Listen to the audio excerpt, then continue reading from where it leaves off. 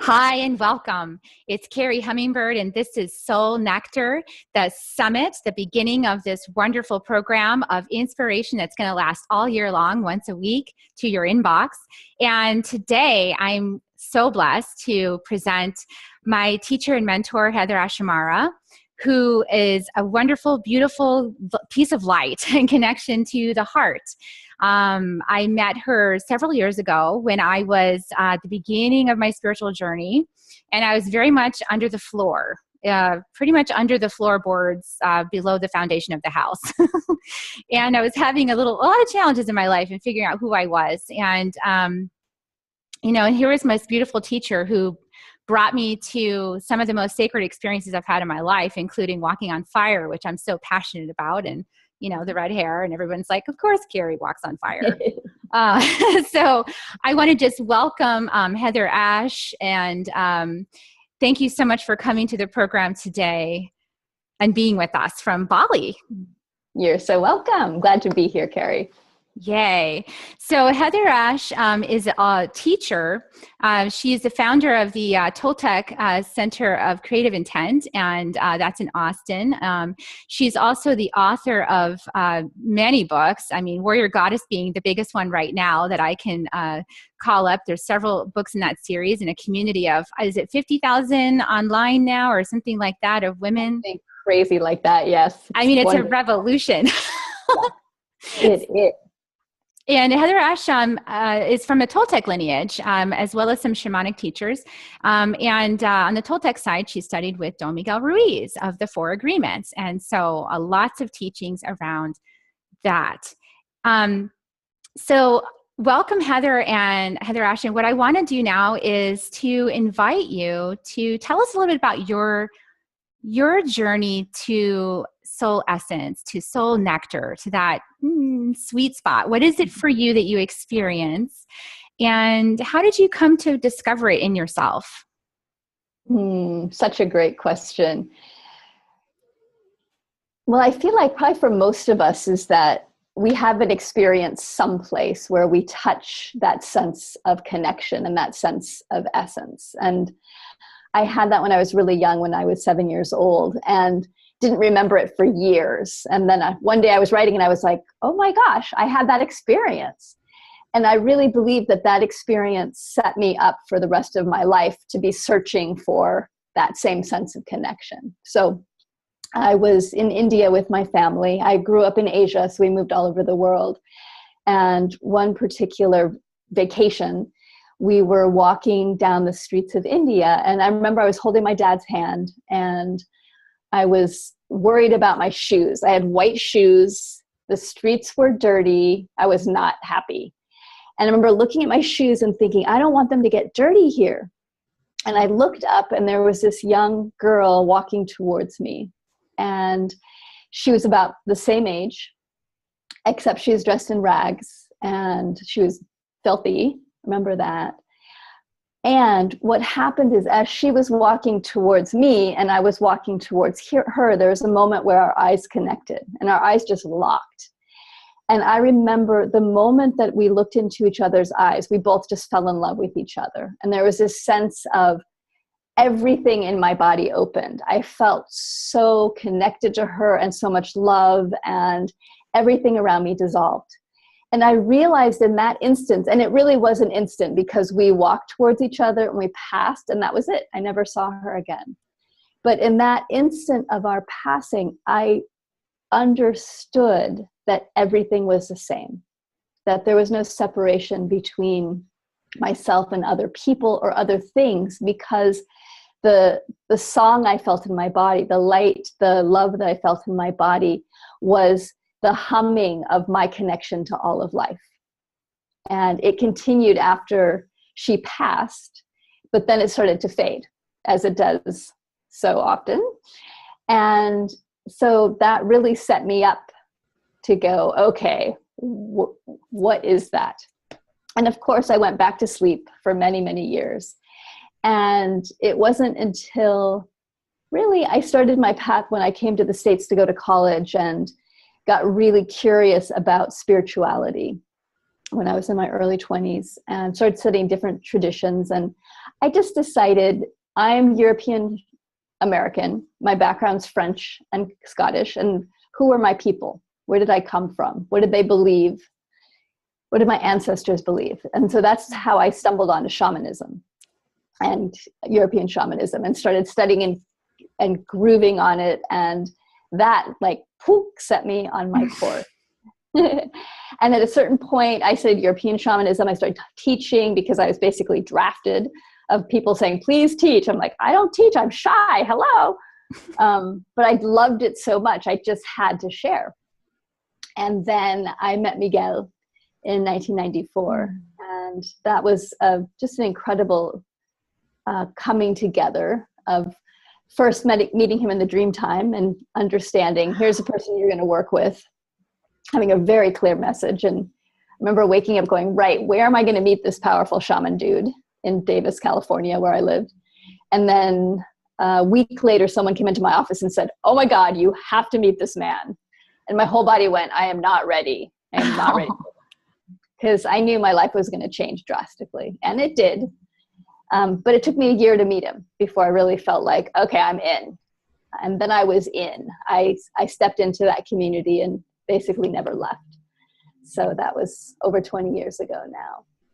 So the journey for me has been beautiful, bumpy.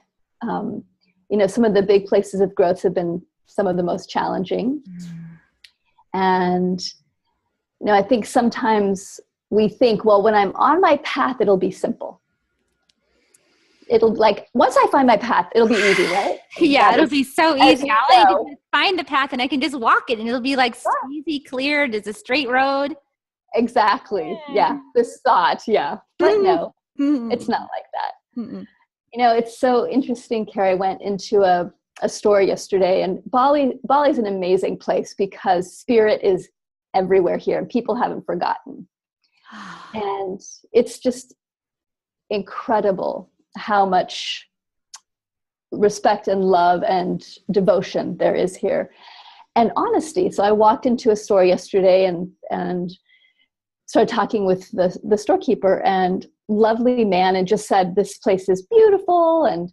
And literally we had 5 minutes of conversation. And then he started telling me about how he does the Gayatri mantra every day and he prays every morning. And 7 months ago, his life really changed. He's really been struggling with it. And he's been talking to a lot of people and he's not sure what to do. And I just listened and I just got really quiet. And what had happened is that his wife had died suddenly 7 months ago. And literally this is 5 minutes of walking in. This man's just like completely opened his heart and bared his soul. Wow. And it was in that moment, like there was just some sweetness there because I was so able to just show up with him and not try and fix or minimize or, all the things we do when someone's sharing something big, but just to get steady and stay with him. And for me, that's the essence of what we're doing on a spiritual path, is we're learning to grow our capacity to show up with life. Both the incredible, beautiful, glorious joy of life, to really show up fully for that yummy, yes, celebration, honor, devotion to life and to all that life brings. And also for the heartbreak, to be with the heartbreak and to deepen ourselves, to put our roots so deeply in the earth that we can go through heartbreak, because we will, of many different forms, and keep showing up with an open heart. And I said to him, that's been one of my biggest challenges, is how to have incredibly difficult times and keep showing up and keep our heart open. And that is a spiritual work. I love that. This is how we met.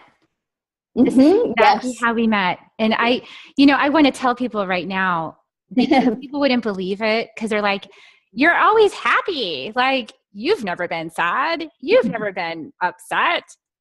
Yes, I have. I mean, I was in a really rock bottom place when I met HeatherAsh. And I was, so I had signed up. I'd met you at the Be the Change conference in Austin. Yeah. And we connected immediately, like, zing, there's something here. What is this? And I remember you looking at me going, who are you? And I was looking at you going, who are you? This is cool. And, but, then about 3 months later is when I was going to start the program with you, which was called 13 Moons at the time, that was the first incarnation that ended up leading into the creation of Warrior Goddess.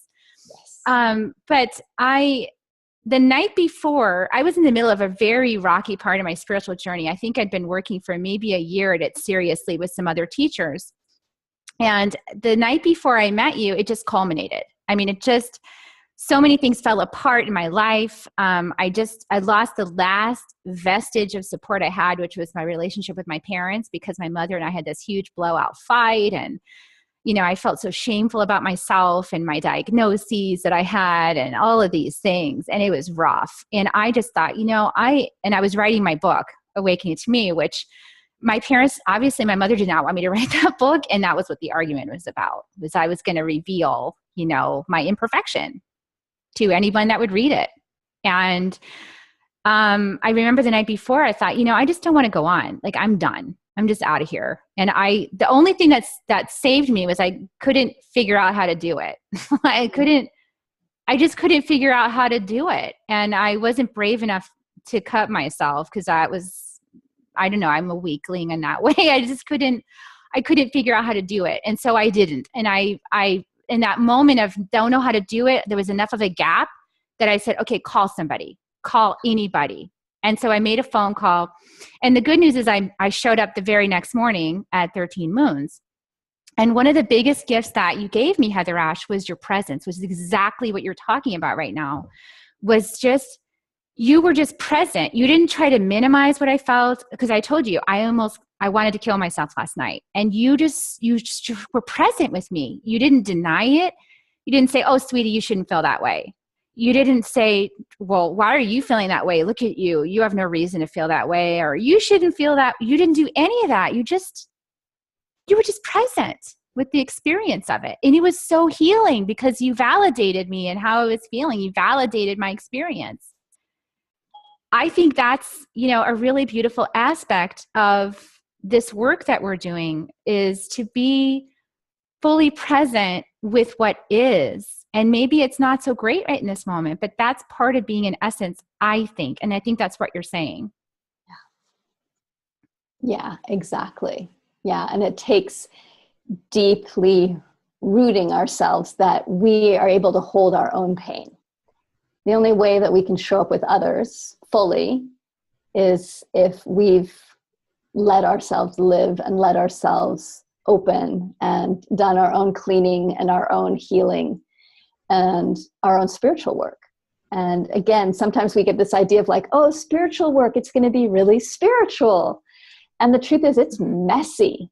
It is like getting the shovel and getting in the dirt and starting to dig. And what we're digging for is those old roots, those old belief systems that are keeping us from the depth of our roots, the places that tell us we're not enough, or that we have to be something other than we are, the places that we're comparing ourselves, the places that we're holding on to these old images of who we think we're supposed to be. And all those get to be unearthed and brought up into the light, brought up to the surface. But we have to be willing to go in and go into the darkness and learn to love the darkness. And I think that's, for me, that's another one of my passions, is that if we're going for wholeness, that means that we honor the light and we honor the dark. And that both of them are important. And we've created this thing in the West where the dark is bad and the light is good. And that we have to strive for the light and push the darkness away. And boy, it doesn't seem to be working, does it? So yeah, to come back to what our ancestors knew, which is like, hello, light and dark go together. And that when we're in harmony, we're honoring both of them. And we're learning to, there's places that the light is where the unconscious is as much as the darkness. How many people have we seen that are like, everything's fine. It's great. Oh yeah, really happy. Where we're actually not. And it doesn't register as true because there's dissonance in the field. Like anybody can feel that when it's not rooted and grounded and authentic. You can feel that it's like, and I think people used to feel this about me because I really always wanted to be happy. And so, I would kind of have this like flitty, happy energy, but then they'd feel this like deep, dark, unseen truth, like in my locker, and it would go, something about this is not matching. And it's because I wasn't looking in the deep, dark locker. I wasn't willing to be there and clean it out. I was like, ooh, that's yucky. I don't want to feel that. Mm-hmm. Yes. Yeah. I love that. This is a huge teaching you gave us because I remember one time, I came up as Inner Fire. Maybe that was the class, but it was a little bit more of an advanced class. And we were talking about honoring all the selves, like letting all of them be in you, even like the little dark, dirty one that's in the corner that's like, she doesn't like me. She doesn't want to be seen. Like bringing her in the front and saying, hi. Yeah, that was a great lesson that I learned, that I had a partner at the time that I realized, it took me a while, that I realized anytime I went to teach, we would get in a huge fight. Like he would pick a fight.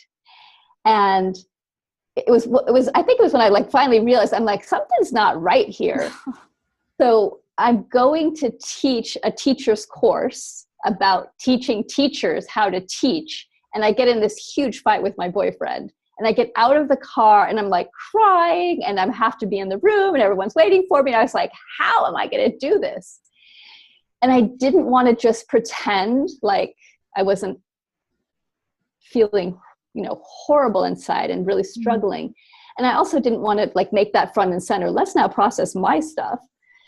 And so I played with it and I realized, okay, I just want to honor that I'm struggling and just hold that part of myself. And this has held me in such good stead, and something that I love sharing with others is that when we hold ourselves, like you're saying, hold all of ourselves, then we become congruent again because we're in relationship with ourselves. And I didn't go in the room and go, okay, here's what's going on with me. I just went in and taught.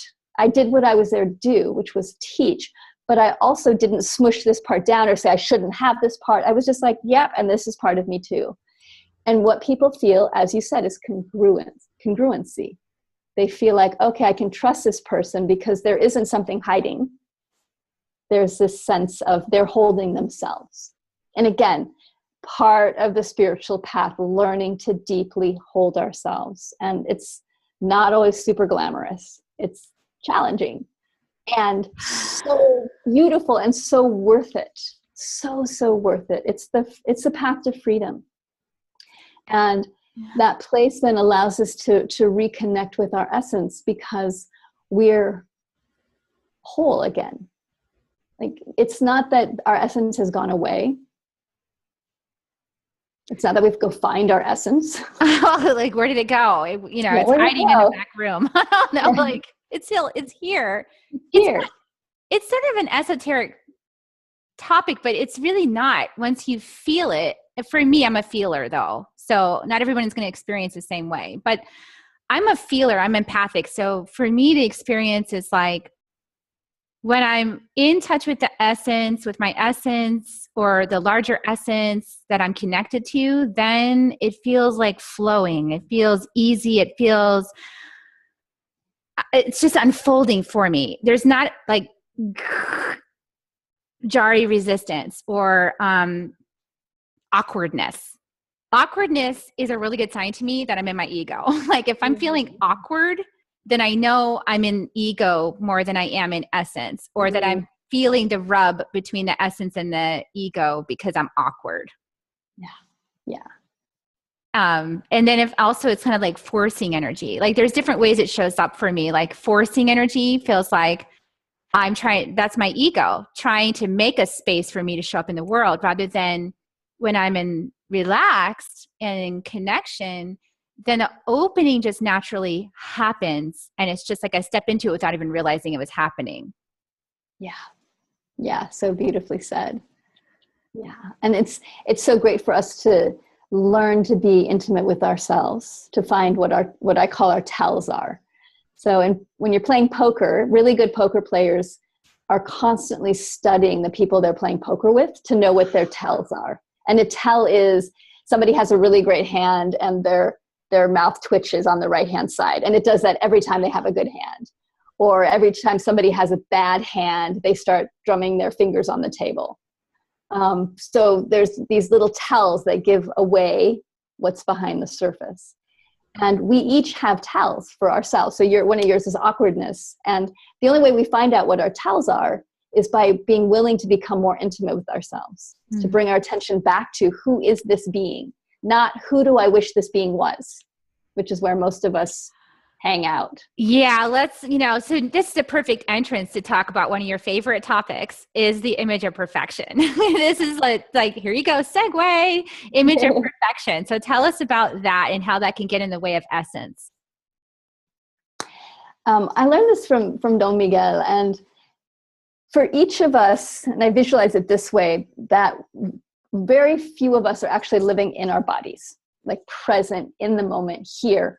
We're often living just outside of ourselves. And what we do is we create this image of perfection of who we think we're supposed to be. And it's created by who our parents thought we should be, who our school thought we should be, who our peers thought we should be. So it's not consistent. It's actually a collage. It's a bunch of different aspects of thought, basically. And we spend our time comparing ourselves to who we think we're supposed to be. And so we're living out here rather than living here. And the work really is to come back home, to come back right here into our own bodies, into our own experience, into the being that we are, because that's where the healing takes place. It doesn't take place when we're comparing ourselves all the time, or we're thinking, I should be here. My gosh, I'm, 45 years old or whatever, and I should now have a kid, and like whatever rules we've made up for ourselves, that we let all that go and get curious. Curiosity is one of my favorite tools. Curiosity, patience, persistence. These are all tools that the Toltec talk about. That and humor. Humor. I love the humor one. Yeah. Helpful. Yeah. That's a serious. Really good sense of humor, right? Yes. Yeah. Yeah. And the goal, one of the paths is about self-intimacy. Who am I? Mm. So again, sometimes we think, well, when I come back home, I'll know who I am. No, that's the beginning. It's like, then you're opening the door and entering this temple that's probably been pretty neglected. And you get to then find out, what is this being? Who is this temple? Mm. Who is this light? Who is this expression of the divine?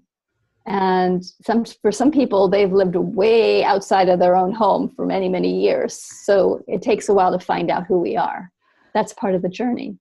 And so to be gentle with ourselves, to be super curious, and to look for what are our tells in all sorts of areas. Now, I know for myself, when I start distracting in a particular way, and it's interesting because there's places where I'll watch myself, like go to Facebook and be looking at Facebook, and I can feel into myself and I'm like, wow, I'm just decharging energy right now and just checking in with my people. Feels a particular way. And there's another way where I'll start checking things and all of a sudden I'll find myself like 4 layers removed, where I'm now looking at Kate Middleton's outfits. Like, what are the outfits that she's wore, or something like random that I don't care about. Then I'll be like, something's going on, sweetie. Okay, what is it? And that's one of my tells, that I've distracted myself from something. And I'll just come back and be like, hi, love, what's going on? Where are you scared? Because usually I'm afraid of something. Mm-hmm. I don't know how to do something. And I get stuck. Another tell for me is I notice that I'll tighten up my muscles right here, and I'll start clenching more. And I know that I'm trying to protect myself. Mm. It's like, okay, hi, love, what's going on? So, and that's what happens, is that for so many of us, we have learned to be incredibly judgmental towards ourselves. Yes. So the self-talk is really intense, really judgmental, really comparing, really vilifying. One of the biggest gifts you gave me was around this, because when I met you, I was really self-judgmental. And I'm not saying I'm not at all anymore, because I am. I'm definitely, constantly grappling with my own image of perfection, because it keeps shifting around, and I keep going, there it is again. Great. Thank you for showing yourself. But I've been really, I had been really, really, really judgmental when I met you. And I was combining it when I was studying with you. I was also studying with the Four Winds and doing energy medicine. Yeah. So I was not only being judgmental of myself, but I was going, oh, okay, good. With my awareness practice, now I just found something I don't like about myself, so I can erase it. Like, bye, yeah. And it was kind of dispassionate, it was a little bit rebellious and angry, and, it was this like kind of feisty energy. Like, I just want to be done with that part. And I remember at one point, I think I was, I don't know, on my 5th or 6th romance that I was sure was the one. And we were in the Toltec together, and you're so kind, because you were like, you check in with spirit. No, I'm not going to say anything. But this one time you said, Carrie, I think it's the same pattern, and because you can keep doing the energy medicine and like going erase, but it's the same thing as going bye-bye. And it's really still in the locker. It's still something I hadn't really owned about myself or loved. It really took me loving myself. I think that's where I want to go next with this conversation, is like the path to love, really, really deeply loving yourself. And that's something I feel I truly learned from you, because there's these other schools and these other teachers, and they're fabulous, and I love them all. And they teach you pieces of the puzzle. But the piece that I really feel like I got from you was really learning how to drop into compassion for who this Carrie Hummingbird, has permission to exist, to be loved, to have my compassion and support. And that finally dropped in. And then I gave up on, getting the guy. I gave up on the whole thing. And then he showed up. So we get what we become. I feel like becoming the love is what attracts the love you desire, for those of you who are looking for love relationships. So let's talk a little bit about that, because I think that's elusive for a lot of people. How do we're supposed to love ourselves, but how do we do that? Such a good question. That is one of the biggest keys. And it's about baby steps every day and becoming aware. So first step, Toltec is very much an awareness spirituality, we can say, lifestyle. And, as you were saying, this is true for many of us, we have this idea, well, when I just get to this point, then I'll be done. When I just do this, so if we just stop and just say, let me just show up with myself and begin by becoming aware of, what are my thoughts? What are I feeling? Where are the places that I'm putting myself down? Where are the places that I'm giving my power away? Where are the places that I'm holding negative self-talk? Where are the places that I'm in fear? What are the things that I love? What brings me joy? All of it. So awareness is about becoming aware of everything. Your thoughts, your reactions, your emotional body, your physical body, what you're doing with your energy. And I can tell you, it's not always pleasant when you start an awareness practice, because often we don't realize what we're doing to ourselves. And so when you start becoming aware and realize how probably mean you're being to yourself, or how scared you really are, or how disconnected you are from your body, it can be a shock. It can feel like things are getting worse. And it's not that they're getting worse, it's just that your awareness is getting higher. And that's the most uncomfortable part of the process, because in the journey, what I see is that as we become aware, often we have enough energy to become aware, but we don't have enough energy to change what we see yet. So we have to learn to cultivate patience, to witness and to do what the Toltec calls stalking. So stalking is a practice where you are stalking your prey. So if you think about big cats stalk their prey over days and weeks, looking for where the weakness is. They know where their prey sleeps, where it feeds, what its pathways are, and they wait to attack. And it's the same thing we want to learn to cultivate with ourselves. This incredible patience where we're stalking ourselves, we're stalking our minds, our emotional body, our reactions. We're getting the lay of the land. We're learning, who am I? So that we can then go in and undo a particular agreement, and it'll help the matrix to start to dissolve. So it takes, I believe that takes having a community. It's really helpful to have spiritual community that's doing the same work, that can hold you as you do and hold this you process. Compassionately and not judgmentally, and adding more fuel to the fire and the inner judge, like, you're really awful. Totally. I can't believe you just said that. You're totally a bad Toltec. It's like, no, like, no, holding you. I mean, it's so beautiful when we were in community together in Austin, because a lot of the things that we were, and I noticed that this doesn't happen in some other spiritual communities I participated in, is a lot of hugging. Heart to heart hugging and like compassion and, oh, I honor you just the way you are kind of thing. And then I would go to these other communities and they're kind of don't want to be hugged. And I was like, that's weird. And I think they thought I was weird because I wanted to hug everybody. But I think hugs are healing. And it's because we want to, we are doing really deep, dark, difficult work. And nurturing and love is a pathway to helping us unfold even more because it's safe. It's safe for us to see ourselves the way we are. And then it's safe for someone else to witness it. And it's almost like in the witnessing and the witnessing and then the compassion that it can unravel easier or disintegrate or dissolve, and then you can go, oh, well, maybe I don't need to believe that anymore. Maybe I can let that go. Yeah. Versus like, let me yank that out, exactly. And to really recognize that we need community, and what I invite everyone to look for, if you're wanting community, is to look for a community that is wanting to see who you are. That isn't saying, here's the box. If you want to be in our community, you need to fit into this box. It's not going to serve you. It may serve you to some point, but what you're really looking for is a community that goes, hi, who are you? We're really curious. We want to see who you are. Bring your light forward. Bring your uniqueness forward. And that don't try and create community out of the people that are in your life now,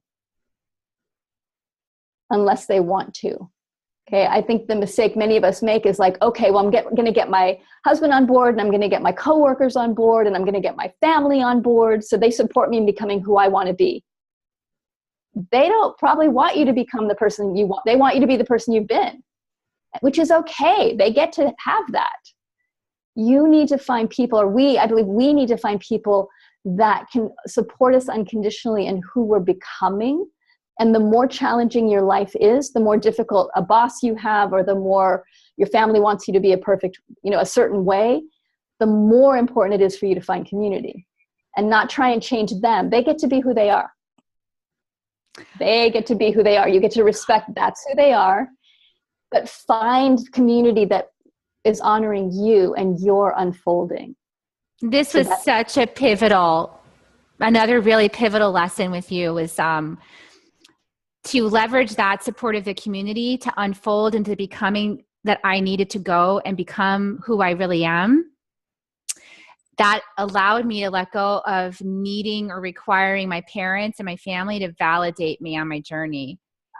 Because there's no way they could validate who I was becoming. This is completely outside of my mom's like 70 now. My dad is like 68. They cannot be part of this validation. They're not going to get it. And it was one of the really cool, you do so many amazing, it's been incredible. I'm just saying, anyway, we did this deep meditation in the mall of all places, like to find spiritual connection in the mall. It was like, you could find spiritual connection in the mall. Mm-hmm. And that's where I got the message. I was stalking myself, and I was watching myself sit there and go, that person definitely needs an energy healing. Oh yeah, look at that.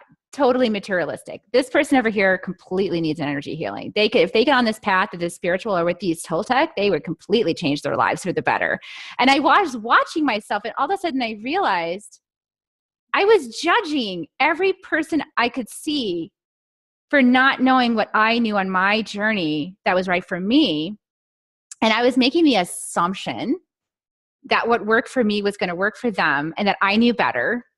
And then I realized that's what I had been doing to my parents, that I was judging because my dad at the time had a diagnosis of some really rare leukemia.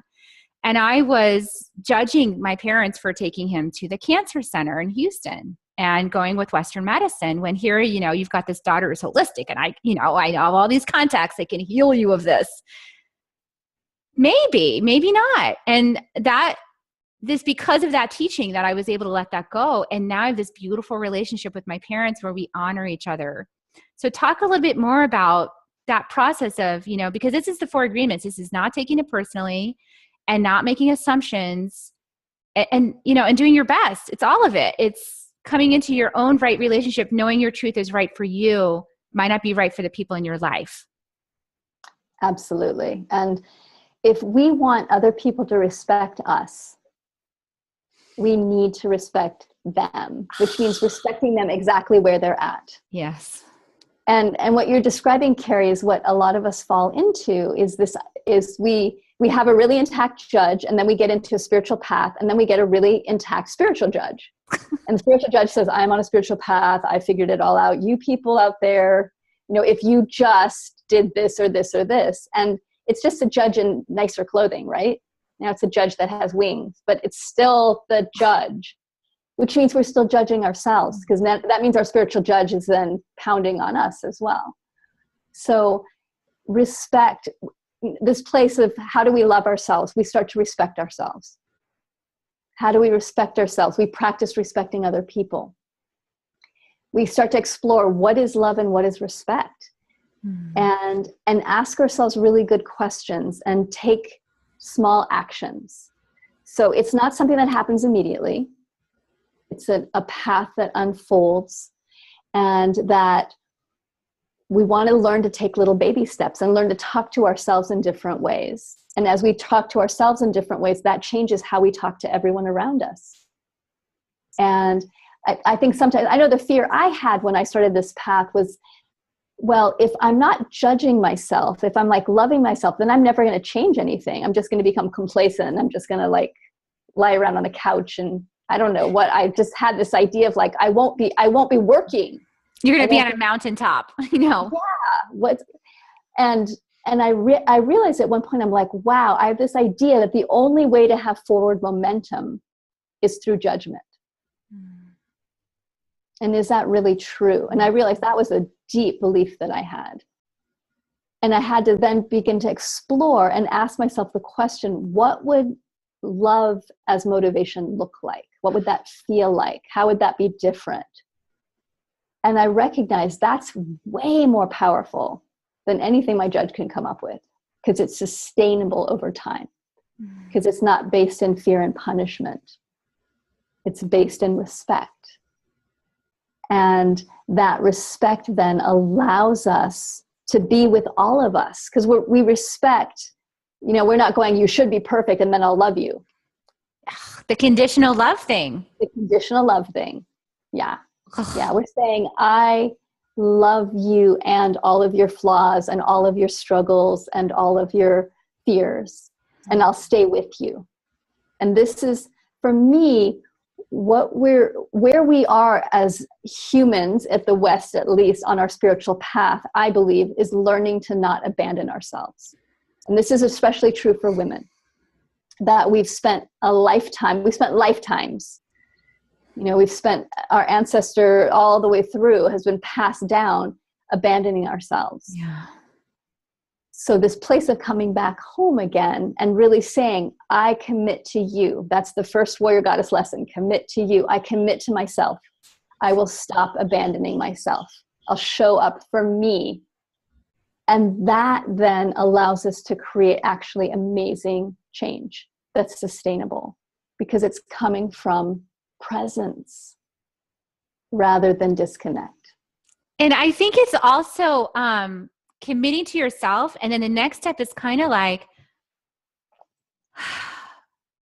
being willing to not identify with your domestication, but becoming really curious about it. And I love, because you were just talking about how you decided you wanted to see if you could learn a different way, if it always had to be painful and with your judge, or if you could do it a different way. And then I realized the light bulb went off and I was like, that's why she makes it fun and runs experiments. Okay. So I just spoiled the punchline, but that's why you do experiments. So talk about the curiosity and the experiments and how that can be a fun way to explore when you can detach from the ego attachment to your domestication.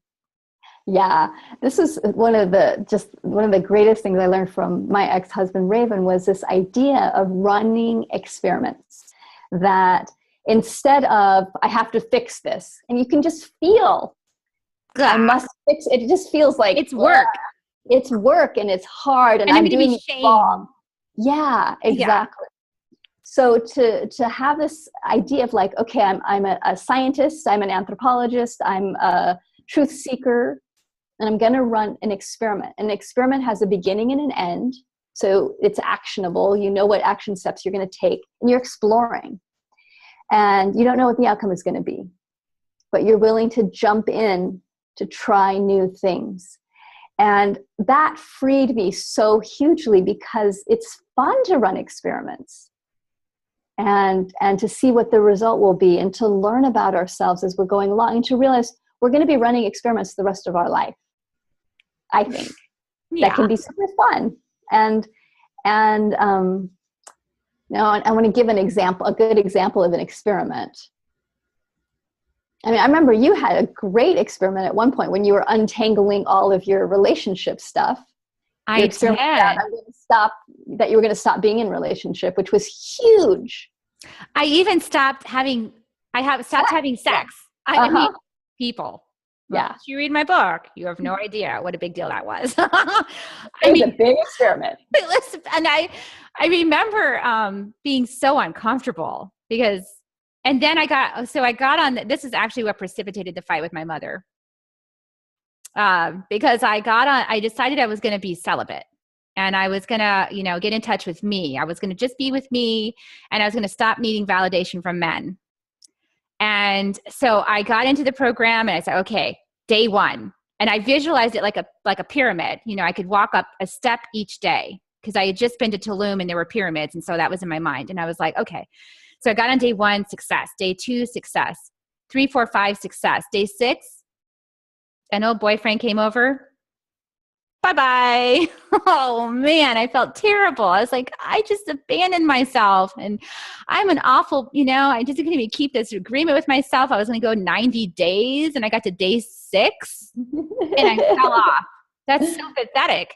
So I think I told my mom, and that's why we got in the big fight. She's like, I don't want to hear about you not having sex, because I was also like way no boundaries. So at any rate, what I ended up coming to from that experiment was, I was like, how can I love myself? Because luckily I was in class with you at the time. And so I had a forum to kind of present this. Like, I just did this and I'm judging myself. And what I came to was, it was like meditation. You don't judge yourself for sitting down your first time meditating, and then there's a thought and you're like, I can't believe there's a thought. How dare you think when I'm trying to meditate? You just failed at meditation when it's your first time. So I thought about, well, maybe it's like that. And maybe I could just forgive myself and start over. Yeah. So I did. At first I didn't start over. I just forgave step 6 and I kept going. But then at some point I said, okay, I'm strong enough now. I'm starting back at 1 because I want to dedicate to myself. And I did. I made it all the way to 90. And I didn't go on a binge after that. I was like, I made it to 90 and I was good. Yeah. Yeah. And that is the thing about running experiments, is that we learn to have new consequences. So in the past, consequence meant, how do I punish myself for doing it wrong? But consequence is a beautiful word. Consequence just means I'm respecting myself, and if I'm going to support myself by, if I don't do something that I said I was going to do, what's the consequence? And the consequence can be, I'm going to go take a hot bath. The consequence doesn't have to be, I'm going to, have a stern talk with myself, or I'm going to start over, which can be a great consequence. But the consequence might be you nurture yourself more because you realize you actually need more support. Or, for me, sometimes consequences are, I need, one of the things that I struggled with for a while was around exercising. And I was like, okay, I'm going to start doing yoga on my own. I'm going to start running on my own. And I just realized, you know what, sweetie, the consequence is if you don't do this within this amount of time, we're going to take a class. Duh. Just make the consequence something that's going to support you on the pathway. So that's how we learn to love ourselves, is to explore and experiment. And experiments, make them small. Like Carrie and I are probably both over the top experimenter. Where 90 we'll days, no sex. Yeah. Sex fiend to celibate. Yeah. Yeah. I mean, one of my first experiments was I'm going into silence for 40 days. So you can do huge experiments like that, which are incredibly valuable. And you don't have to. It doesn't mean you're better or it's going to make more of a difference. It just means you're doing it that way. But you can run little bitty experiments and be incredibly successful. So a little bitty experiment might be, for the next week, every time I notice myself judging myself or thinking negative thoughts, I'm going to put my hand on my heart and take a breath and say, hi, I'm here with you. And I'm going to do that for a week, and then I'm going to notice if my week's any different than usual. So I really support people when we're making changes in our life, start small, forgive yourself, keep starting over, patience, perseverance, curiosity, and humor. Really learn to laugh at yourself. That is one of the biggest gifts that we can give ourselves on a healing path, is to just see how funny we are and how we struggle, and to just bring that lightness to ourselves. That it doesn't have to be serious, and really it doesn't make it go faster if you're serious for I'm going to intensely pursue this and then I'll let myself be happy. So start with, how do I find my happiness? How do I find the happy now? Yeah. And I love that. I feel like our discussion is somewhat come full circle, because I asked you, how do we love ourselves and how do we get to essence? And it's through this process of unweaving, untangling, making space for us to witness ourselves, knowing we're safe, we're not going to be judged.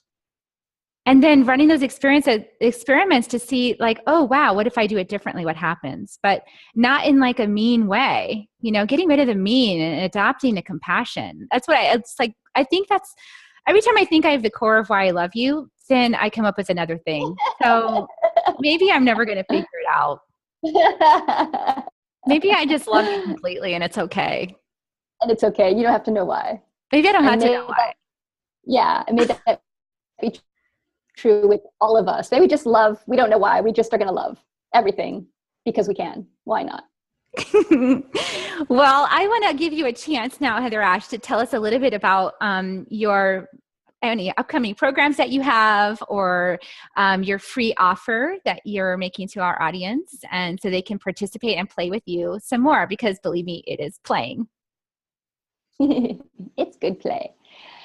So I'm going to offer, I have this amazing 21-day program that I created, and it's so sweet. So it's perfect because it's little baby steps.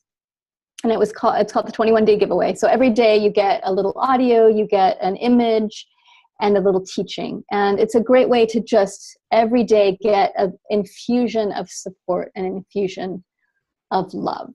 So that will be the fabulous free gift. Yummy. Soul Nectar, yummy people. Yay. Yeah, and programs I have coming up, I've just got asked by the Shift Network to do a program. So that's coming up starting in March. And then, I know, exciting. And then exciting. Yeah. And then in May, I start my 9-month apprenticeship circle. So that's an online program. It's what Carrie was referring to earlier, 13 Moons. I now do it globally. So we have hundreds of women online, and we have weekly calls. There's a dedicated website. There's very, very deep teachings that go beyond Warrior Goddess training and Warrior Goddess Way, the Warrior Goddess books. It's just for women, very intimate. And I know even though it's like hundreds of women, it's so incredibly deeply intimate, so, and sweet and powerful, and you get to choose how you plug in. So some women, like, they kind of do it from back here, like, I'm going to watch and I'm going to participate at my own pace, and other women are like, we're totally fully on board. Which one was I? I wonder. So it's great. The online format is really beautiful because you get to choose how you want to play. And how deep you want to go. And there's incredible resources as that program. So. Yeah. And I want to point out too, that there's also a Warrior Goddess Tribe Facebook group that is available that you can join. And there's ground rules on that group so that there's conscious communication and compassionate support, which might be something that for a lot of women, they've never experienced. So it's a beautiful thing. Yeah, that's an amazing group. So Warrior Goddess Tribe, go join. It's a closed group, so we can share. Yes, and a supportive environment. So really, really good for any of you that are really out there kind of in the middle of no support for what you're doing and you really would like some support for what you're doing. That's a great place to go.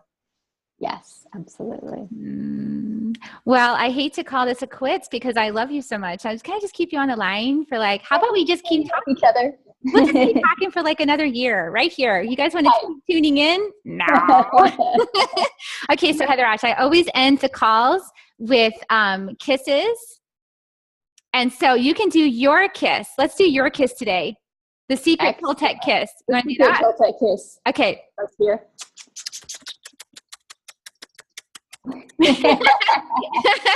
And then everybody, and then you have to do yourself.